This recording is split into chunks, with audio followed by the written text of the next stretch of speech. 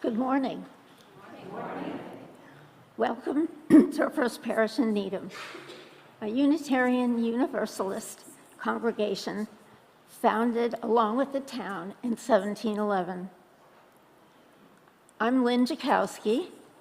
My husband Elliot and I have been members of First Parish for about 14 years. In our church, members may have theological differences and many shared values. Here you can bring your whole self, full identity, your questioning mind, and your expansive heart.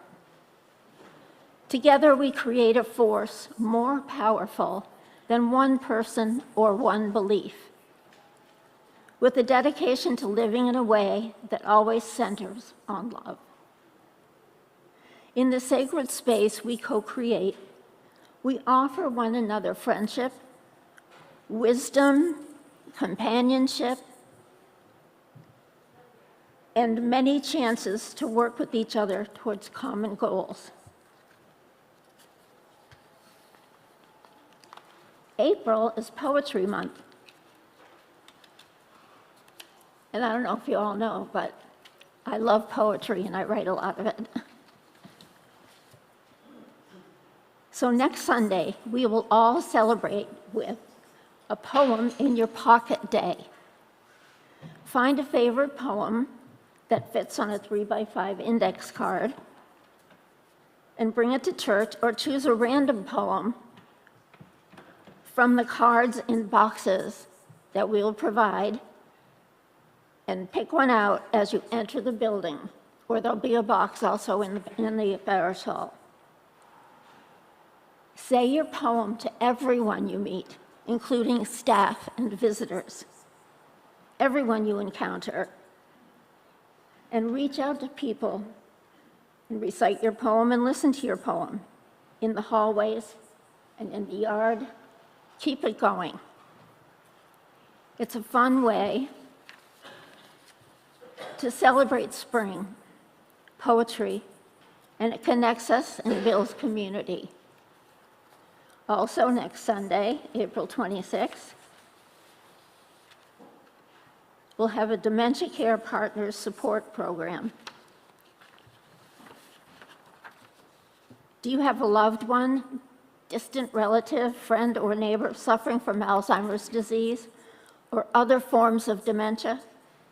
Stephanie Knock, a social worker from the Needham Community Council, will speak about the Dementia Care Partners program and answer your questions at 12 noon in the parlor, and all are invited to attend. You can learn more about all that's happening at First Parish by going to our website, uuneedham.org, where you can sign up for our weekly email newsletter. You can also follow us on social media. Whether online or in person, we at First Parish are glad you are joining us today. Stay for social hour.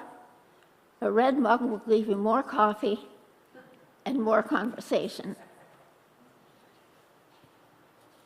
And hold on a minute, I sort of lost my place. We are welcoming, I have to find it. Okay. Oh, I had it all in order. We're welcoming today our guest minister. I just have to find it. Okay, I've done all this. Okay.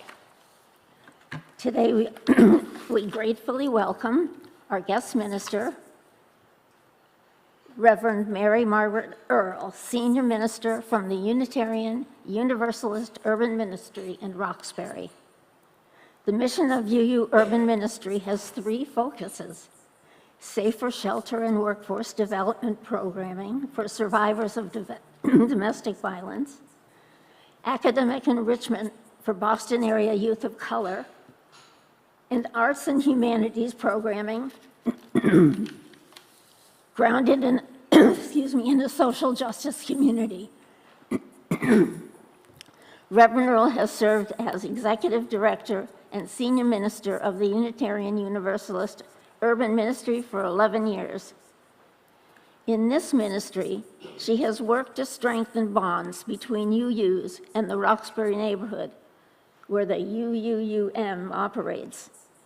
She has served on the Faith and Solidarity Leadership Team and the Roxbury Cultural Network. Prior to her arrival at the UU Urban Ministry, she spent 10 years as a faith-based nonprofit in Rhode Island serving the homeless community. She is a past president of the board of the Rhode Island State Council of Churches for her interfaith work and received a Courage of Conscience Award from the Peace Abbey in Sherburne, Mass. She is a longtime vegan, committed to standing up for non-human animals. And you have little things, pieces of slips of paper in your pew. This morning you will find these white slips of paper in the pews titled, "The Strength at the Center of Me." What are you looking for? This is an opportunity to participate in today's service by reflecting on the time you went through a great challenge. For those watching from the live stream, we invite you to simply reflect on that core strength during the service. So welcome, Reverend Earl.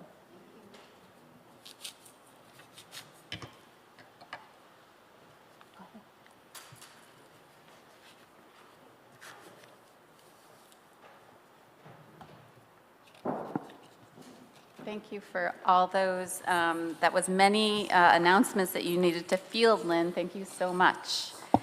Our chalice lighting this morning, led by Peter, calls us to light the chalice honoring the way that history can light our way into the future.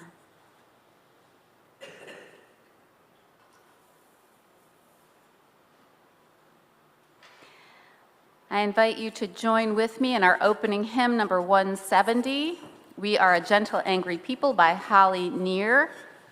We will read the first 4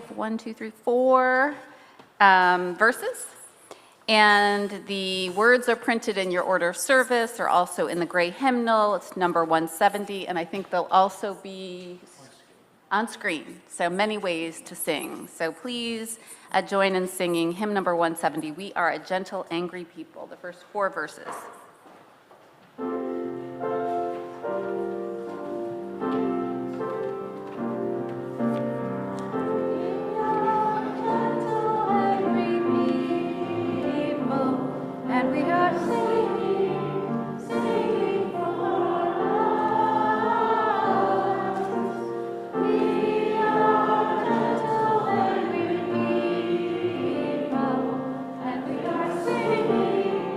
Singing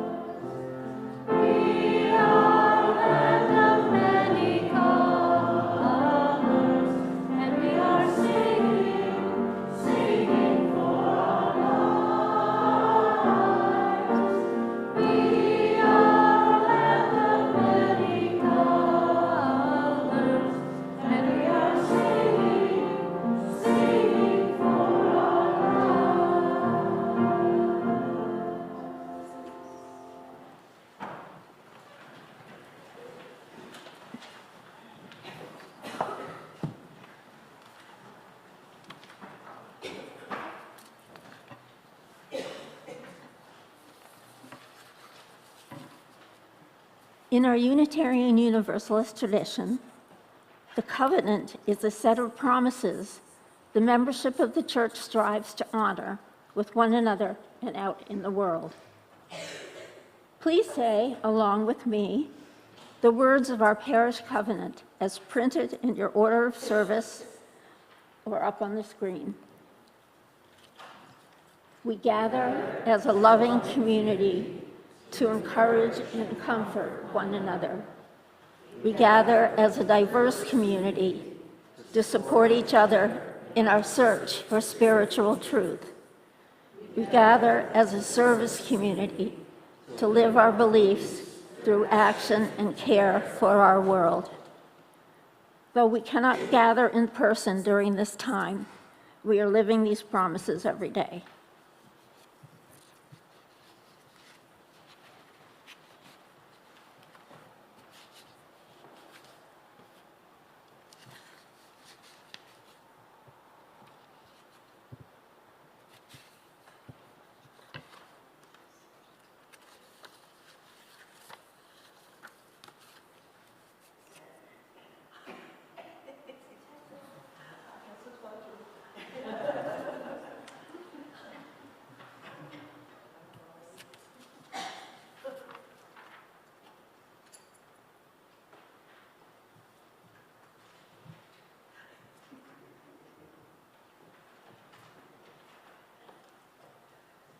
Good morning, everyone.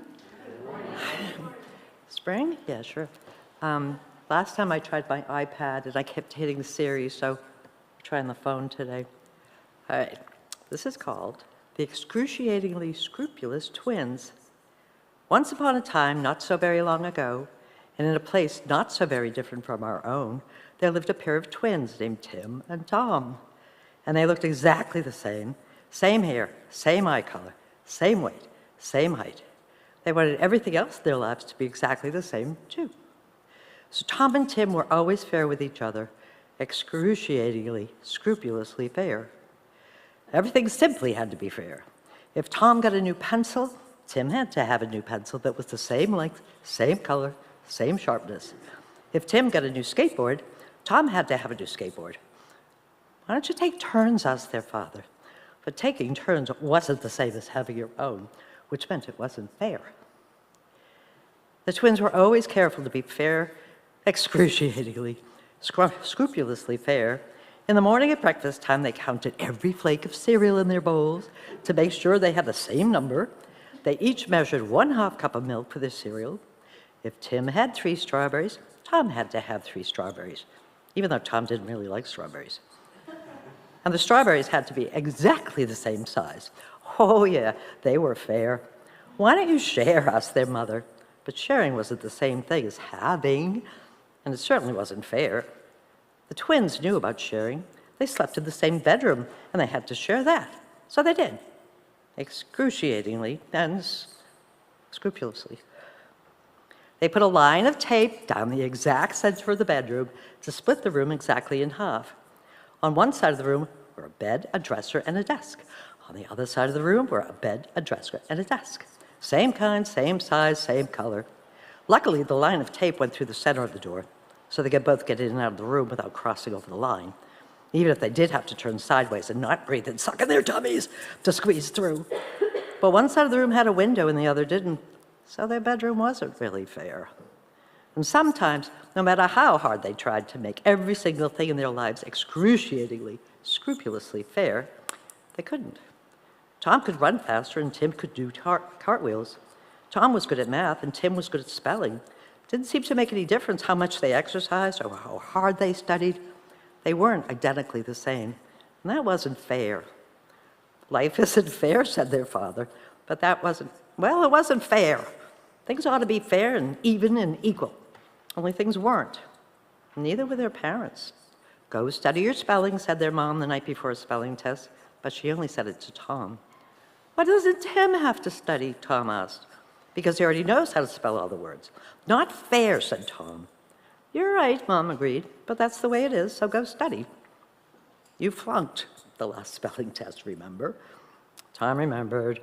That had been the test with all those I before E words. except there were also a couple of tricky ones that were E before I. Spelling was stupid anyway. Who cared?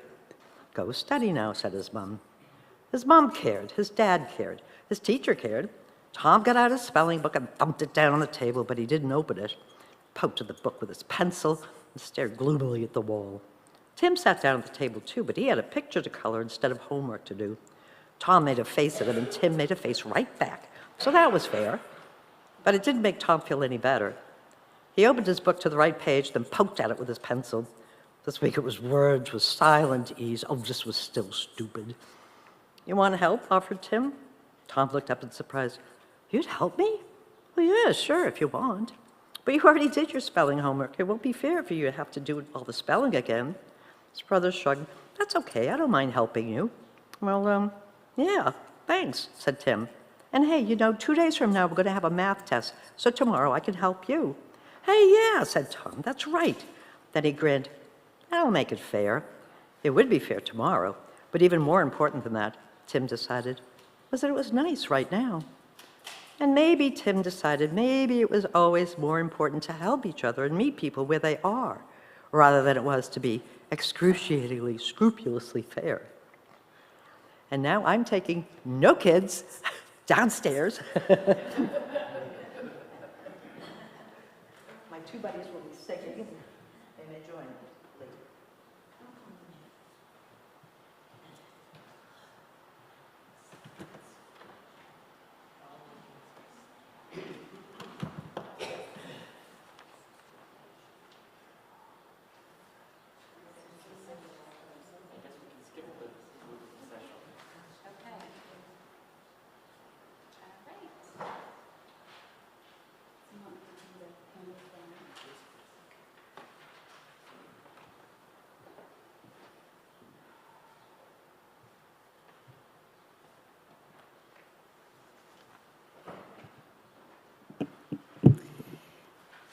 As we begin sharing candles today, I did want to remind you that your slips, you can write your strength, and they will be collected after the reading before the sermon.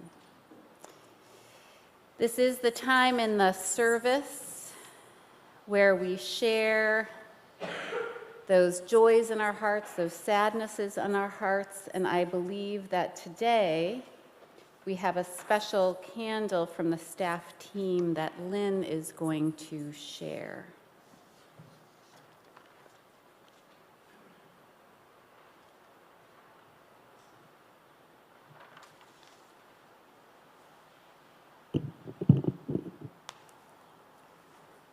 This is a candle of healing from the First Parish staff team for their coworker, Freddie Soto. Can you hear me okay?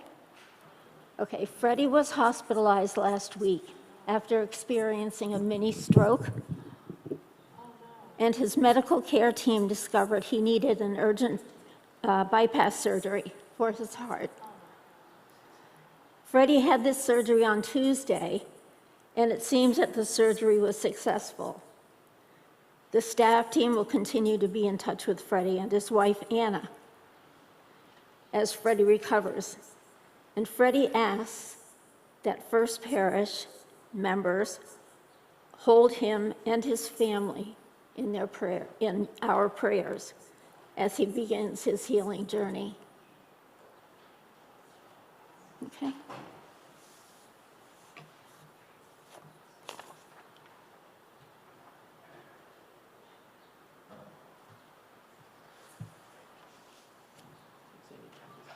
Okay. I would invite us to enter together into a time of prayer and meditation, to take a deep breath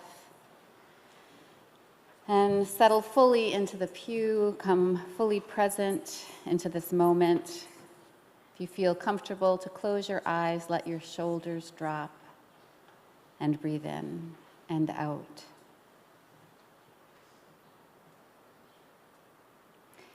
Holy presence, that which is bigger than ourselves, that which is called by many names, we gather in your presence today.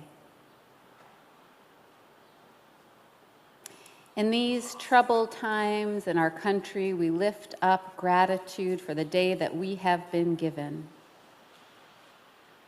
We thank you for this precious moment to rest in community, to take a moment away from ordinary time and create a moment of sacred time.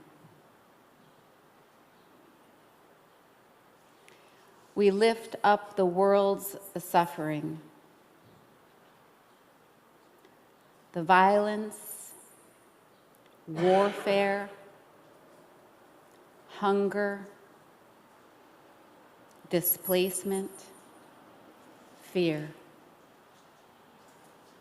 We ask that you guide our hearts and our lives to do our part to bring hope and peace. We lift up prayers that all people and all beings have opportunity to savor their lives and enjoy beauty and goodness and safety. We lift up our own struggles and our pain and seek peace anchored in community. We lift up a prayer today of gratitude for the healing of Freddie Soto and ask that he and his family be surrounded and uplifted by the love and care of this community. And we lift up all those joys, sadnesses, hopes that remain in the silent sanctuaries of our hearts as we enter together into a moment of quiet meditation.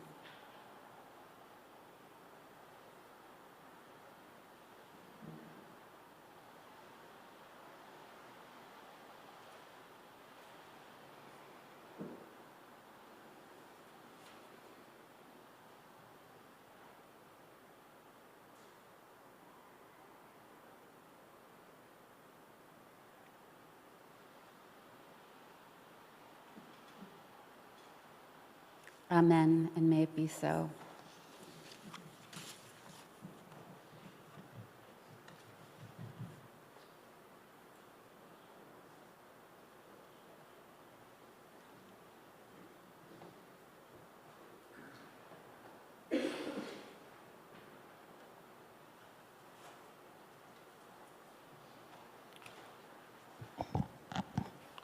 This congregation has been supported by the volunteered time and treasure of its members and friends since its founding in 1711.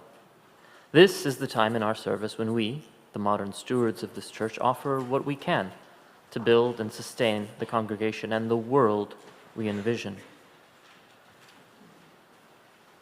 Today, our plate collection will be given entirely to the Unitarian Universalist Urban Ministry, a Roxbury-based social justice organization that works for racial, social, and economic justice through programs such as after-school and summer employment programs for Boston high school students of color, a domestic violence shelter, and through building strong partnerships in Roxbury. To donate to today's offering, you can use one of three ways. I managed to mess up my place.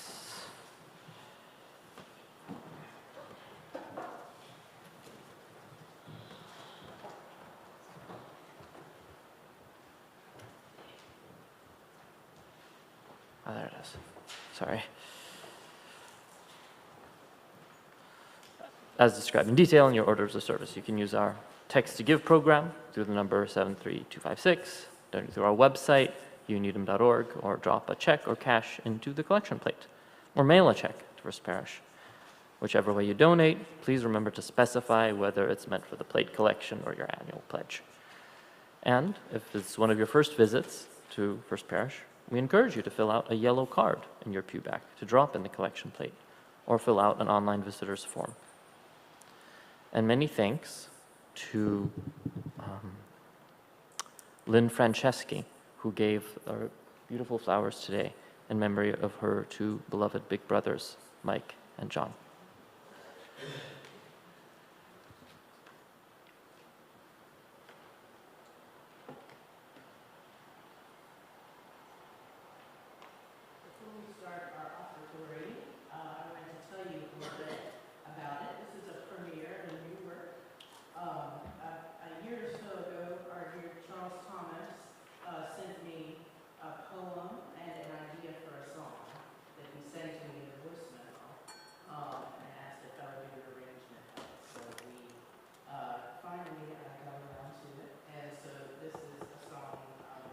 Thomas, which I arranged, and I hope that you will enjoy it. The words are, "We are fireflies signing to each other. Let's make this a beautiful world. Darkness and black are lovely, so is light from the sun. We hold all things, discarding none, knowing we are one. There are many ways to build. There are many words and deeds. I trust you, you trust me. Communication is the key."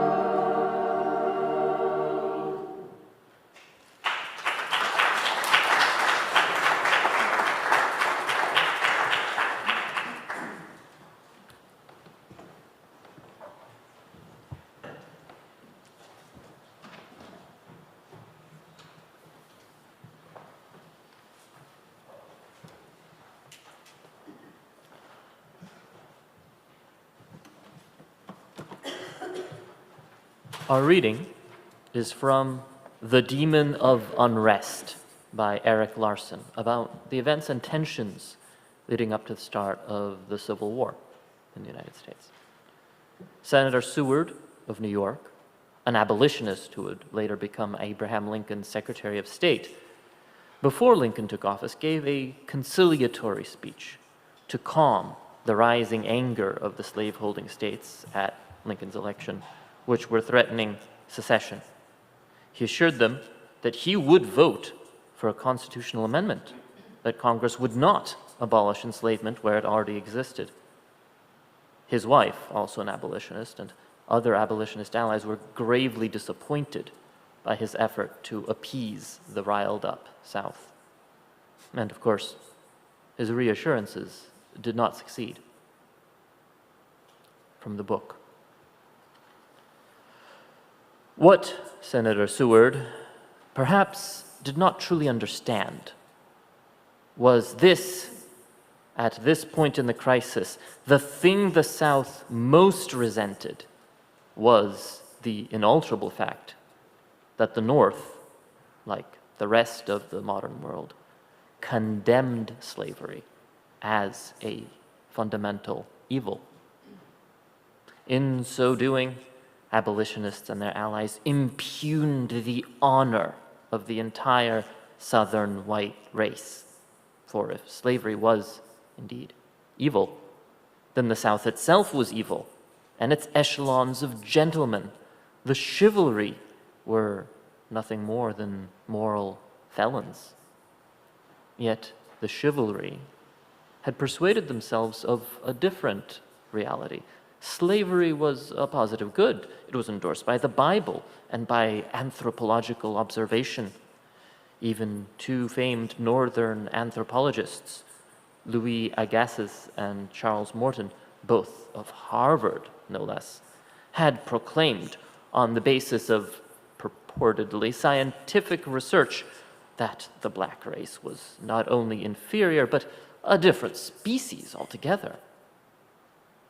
If slavery was good, then slave owners were good, and anyone who said otherwise abraded their honor, something no Southerner could forgive.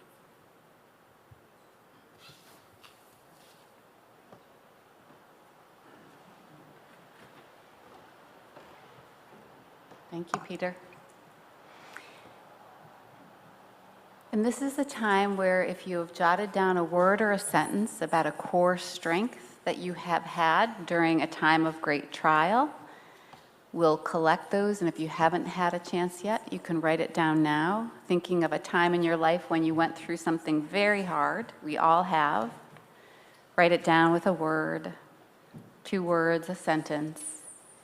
And when you're ready, you can just pass them toward the center aisle or raise them. And my colleague Maggie, who is here with me from the UU Urban Ministry, she is going to collect those.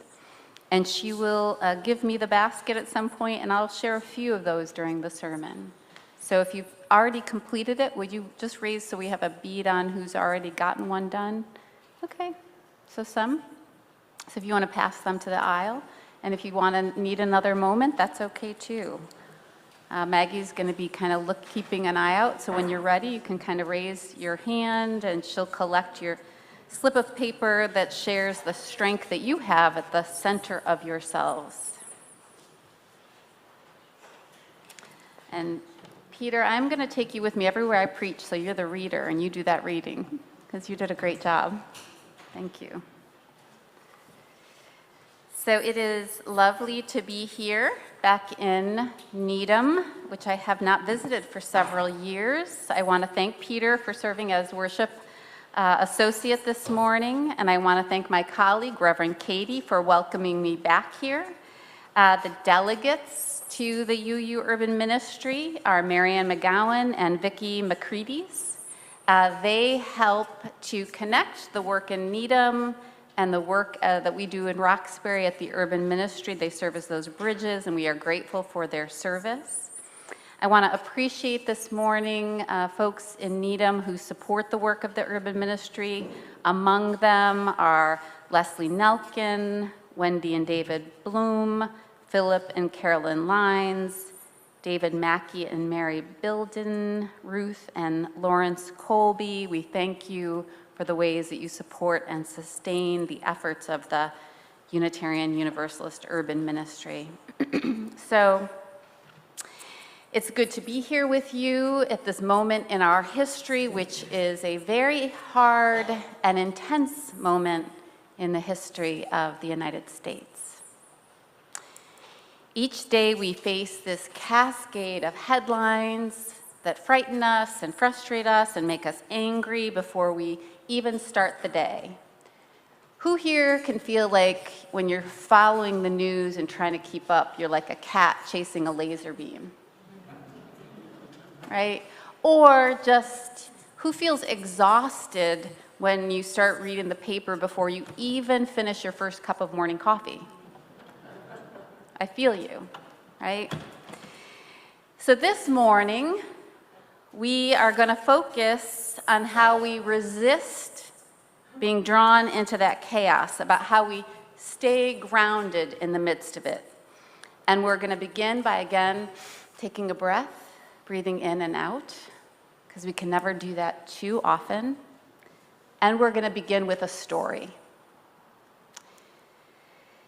In March of 1861, Abraham Lincoln was inaugurated and became president when the nation was on the brink. At the heart of this stress fracture between the North and the South was enslavement. This conflict was intensifying as Southern slaveholders feared that Lincoln would end their dominion. For years, a dispute over enslavement had simmered. The South, no longer in step with the rest of the world that had deemed it immoral, protected the institution ferociously. Political solutions, like the Missouri Compromise, had tenuously held the nation together, but all of that was coming undone with Lincoln's unlikely election. This gangly, rough-hewn president had a deep and abiding faith in the Constitution of our young country and in the central importance of its cohesion, and he waded into the center of a fiery cauldron.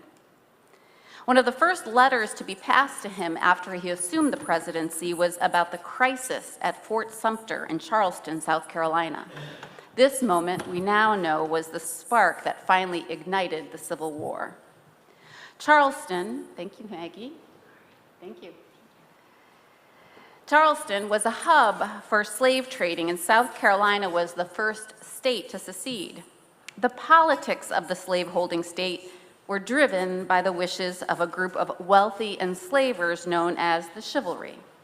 Eric Larson, in his book, The Demon of Unrest, which we heard from, told of events leading up to the attack on Fort Sumter, and he described the chivalry thus, quote, "The chivalry gave themselves military titles and favored elaborate uniforms. Their Southern Carolina standard-bearer, novelist William Gilmore Simms, wrote 82 novels in which chivalry and honor were central themes. The chivalry, to him, meant gallantry, stimulated by courage, warmed by enthusiasm, and refined by courtesy. The chivalry valued honor above all human traits and would happily kill to sustain it," end quote. Their fierce commitment to enslavement was propelled by economics and power, yes, but also something even deeper, self-image. Southern enslavers needed to see enslavement as good because they wanted to be seen as good. This was an electric nerve running through the conflict.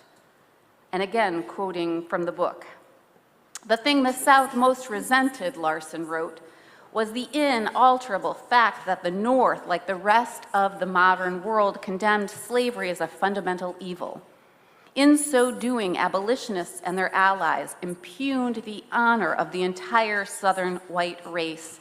For if slavery was indeed evil, then the South itself was evil, and its echelons of gentlemen, the chivalry, were nothing more than moral felons," end quote. This, Larson wrote, the South could not forgive. And it was in this charged atmosphere that Fort Sumter stood. When South Carolina seceded, its leaders deemed it an insult to their new government that federal troops remained. They demanded surrender. To hold the fort, the U.S. troops needed food, supplies dwindled, the Confederate forces swelled. At stake was the nation, a continued fragile truce between North and South. At stake was war. In this fraught moment, Abraham Lincoln received the letter about Fort Sumter. The question before him was whether to fight, to send supplies, or to evacuate, each choice leading to a reaction of national proportion. He received it, and he immediately paused. He pondered. Abraham Lincoln paused and pondered. With tensions rising, with Confederate representatives knocking at his door, with streams of job seekers crowding into the White House, Lincoln considered. He stayed grounded, and he considered. He asked his newly appointed cabinet members to weigh in. When most said abandon Fort Sumter, he continued pondering. Days passed, tensions rose, and Abraham Lincoln stood in the midst of it, considering the surest path forward. We know the ending of the story. In the short term, Fort Sumter was lost. In the longer term, the Union held. And in the much longer term, we are still grappling with the legacy of enslavement into today. When I read the story, I was struck by three things. One, the parallels with today's national landscape. Two, Lincoln's ability to resist the chaos and think clearly. And three, how challenging that is for us to do today with our 24-hour news cycle. Today we hear echoes of that pre-Civil War time, the national polarization, the drive by a few elites at the top to grab and hold power, the anger, the high stakes, but there's also now the pace of it, news that isn't delivered by horseback, but by rapid-fire social media. We live in a maelstrom of distressing news, and maybe that's the point of it, to distract and exhaust us. And so there is no more important matter before us than staying grounded in the midst of it. Staying grounded so we can prioritize, think clearly, and act from the strength at the center of ourselves. Our first task is bringing ourselves back to our center. So we call on prayer or meditation, music, laughter. This last one Abraham used liberally in his storytelling. We may not feel that we have the time for those things with democracy at risk, but staying grounded is our first task of resistance. When we are overwhelmed, we are called to slow down, step back, breathe. Not to avoid what's happening by no means, but to wisely respond to it. And when the dust of the chaos settles, we then stay grounded in our heads, in our hearts, and in our guts. First, we stay grounded in our heads, in what we know. Over the past 6 years, since the killing of George Floyd, many of us began waking up to the legacy of enslavement. Statistics on health, wealth, and educational disparities evidenced this legacy. According to the Boston Indicators Project, in 2022, white U.S. households had about 6 times the wealth of Black households. In Massachusetts, Black residents are much likelier to rely on Medicaid than whites. And in Boston, life expectancy in Roxbury, an historically Black neighborhood where the urban ministry stands, the life expectancy is 23 years less than it is 1 mile away in Whiteback Bay. In the face of this knowledge, Unitarian Universalists hung Black Lives Matter banners. We examined the history that we have inherited, in which criminal justice, healthcare, and housing systems conspire against people of color. We held vigils, called for diversity, looked inward, and talked more seriously about reparations. At the urban ministry in 2020, we made commitments for racial reckoning, promising to interrogate the history of First Church in Roxbury, the congregation whose historic meeting house we inherited and now inhabit. And I know this is the good work that Needham also has undertaken, and I honor you for that, and look forward to learning more about your process. Since 2020, the urban ministry has worked in partnership with the African American community, searching archives for the names of people enslaved by white congregants, tracing their lives and their lineage to name and to honor them. In 2020, we also committed to a vision in which all people have equitable access to resources and the ability to shape the future. And so we deepened our commitment to our after-school program, supporting high school students of color in becoming the city's next leaders in reaching for their dreams. They face greater barriers than their white suburban peers. More students of color attend high-poverty schools with fewer resources. Wealth disparities mean Black students borrow more money to go to college and then carry that debt into adulthood. And once they graduate, they continue to face inequity. According to the Center for Economic and Social Justice at Roxbury Community College, white workers in Greater Boston with a high school diploma make $2 more per hour than people of color with an associate's degree. We work persistently and insistently to ensure that these students have opportunity to thrive despite the barriers that they have inherited. And now comes this groundswell effort to turn back time, to cover over Black history, to halt progress in achieving basic fairness. Recently, an activist in Greater Boston spoke of how it's become more difficult in this chaos to get people to focus on racial justice because there are so many issues going on, and yes, there are, but the work that we all took up to address the racist fissures in our nation is no less relevant today than it was in 2020. Indeed, it is at the heart of what's going on. According to the Boston Indicators Project, the federal budget cuts will further increase racial disparities, quote, by cutting supports like Medicaid and SNAP and reshaping student aid.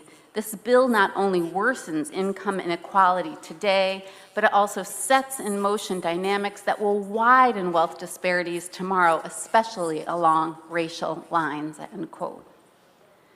The end of the Civil War was not an end to racism.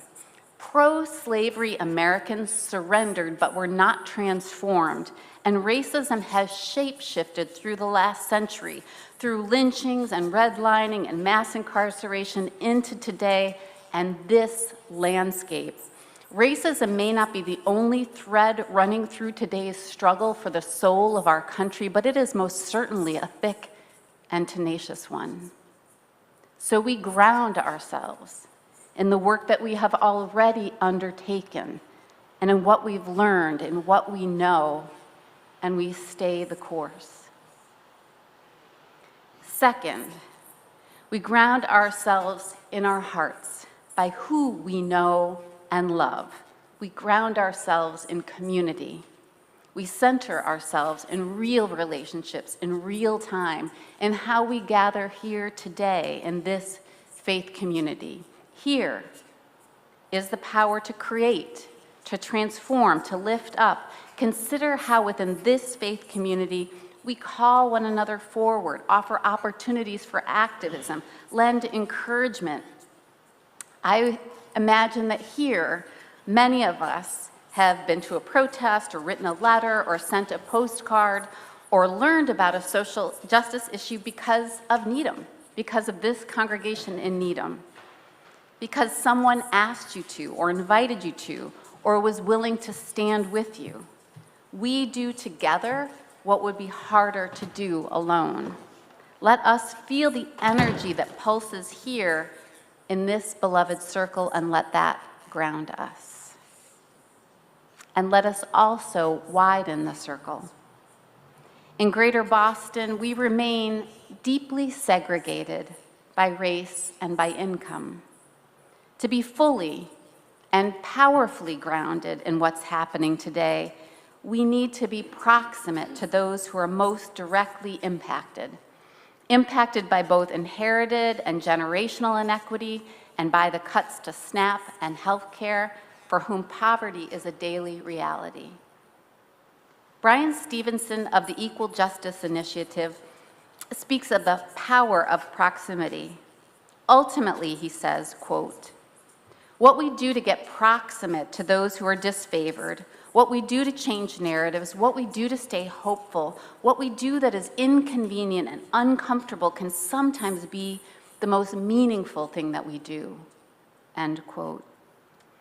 At the Urban Ministry, one of our deepest values is partnership and proximity. We walk with Roxbury organizations. We build connections and relationships. We listen to the Black community, which has a deep and lived experience in facing and overcoming oppression by weaponized government institutions, something that some of us are facing and fearing for the first time. When we reach out beyond our mostly white and comfortable communities, we ground ourselves in the power of relationship. When we get proximate to communities that are being directly impacted by the pain being doled out, then the crisis we are in moves from an idea into our hearts, and we move with greater assurance and urgency. And 3, we ground ourselves in our gut, in knowing who we are. Many of us are afraid right now, and I'm afraid. Single-handedly, we can't control or predict what's going to come. But every single one of us here has been through hard times and survived. For every one of us, there was a time when we were overwhelmed or sorrowful or lost, and it was hard to see the way forward, but we found the way. And here we are. Every one of us has that glowing coal at the center that got us through. Eric Larson writes of Lincoln's Secretary of State, William Seward, in the early days of the new administration, when Seward tried to manipulate the new president about Fort Sumter in the midst of this cloud of stress. Seward, the more polished politician, was certain that he could push around this country lawyer, this man who'd suffered the early loss of his mother, whose father was barely literate, who grew up poor. What he did not recognize yet, Larson wrote, is that there was steel in this Illinois lawyer. We have within us gifts of steel and light to bring to the times that we are in. I'm going to lift a few up. Passion for my family and nature. Support from my family and friends. The memory of my grandmother's wisdom. Gratitude. Trustworthiness. Persistence. Rationality. The ability to deeply listen to others. Patience. Compassion. Optimism. And so many others. These are just some of the gifts right here, right now, in this moment in time. There is a cloud of chaos and hurt that is happening, but we have the power to resist by what we know, by our relationships, and by who we are, our own journey. May we remember that we are enough, more than enough, for the times that we are in, and may we keep walking forward in faith. In the words of the Reverend William Barber, forward, together, not one step back. And may it be so, and amen.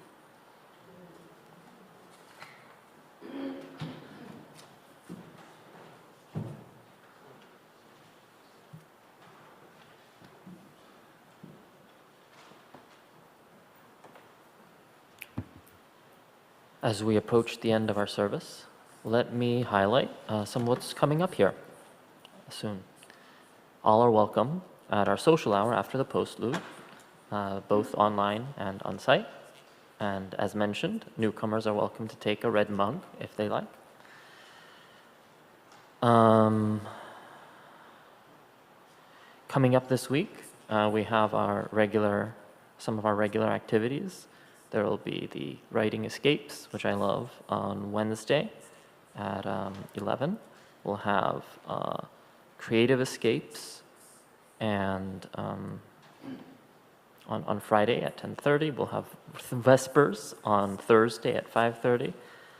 And then we have a few things coming up on Sunday. As mentioned, we will have Poetry Day And sorry, I'm misrepresenting. It's a poem in your pocket day.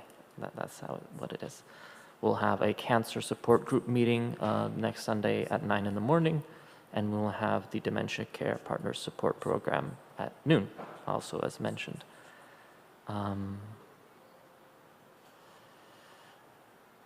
So you can find details about all our upcoming events by subscribing to our newsletter, the Bell Notes, which you can also find on our online order of service.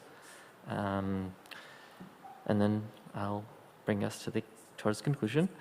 We always extinguish our chalice with words promising to carry its flame in our hearts until we are together again.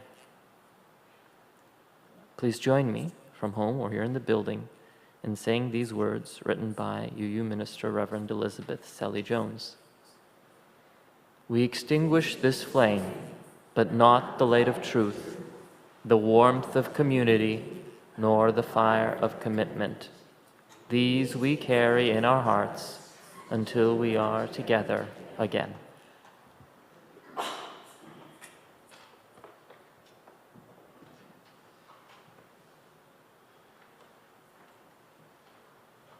Please join in singing our final hymn, number 1020, Woyaya by the Afro-pop band Osibisa, arranged by Issei Barnwell. It's in your teal hymnal, 1020, or it will also be on the screen.